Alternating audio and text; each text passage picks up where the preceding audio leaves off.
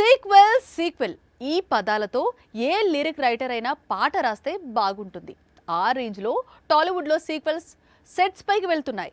సీక్వెల్స్కు మంచి కలెక్షన్స్ వస్తూ ఉండటంతో తెలుగు సినీ పరిశ్రమ మంచి జోర్ మీదుంది. 2021లో ఒక బ్లాక్ బస్టర్ మూవీకి ఇప్పుడు సీక్వెల్ తీసుకురావాలి అనుకుంటోంది. 2021 కోవిడ్ టైం. ఈ టైంలో వచ్చిన సినిమాలకు సీక్వెల్ అంటే సేమ్ ఇయర్ రిలీజ్ అయిన పుష్పకు గత ఏడాది సీక్వెల్ వచ్చింది. అఖండ అనుకున్నా అది ఈ ఏడాది పట్టాలెక్కుతోంది. ఇక ఉప్పెన, క్రాక్, జాతిరత్నాలు, శ్యామ్ సింగరాయ్ లాంటి సినిమాలకు సీక్వెల్ అయితే ఛాన్స్ లేదు. ఇప్పటికీ డైరెక్టర్స్ ఇంకా ప్లాన్ చేయలేదు. మరి 2021లో వచ్చిన ఏ సూపర్ హిట్ మూవీకి టాలీవుడ్ సీక్వెల్ ప్లాన్ చేస్తోంది అంటే అది జాంబిరెడ్డి. హనుమాన్ కు ముందు ప్రశాంత్ వర్మ తీసిన బ్లాక్ బస్టర్ మూవీ ఇది. జాంబీలతో పెద్ద ప్రయోగం చేసి భారీ హిట్ కొట్టాడు ప్రశాంత్.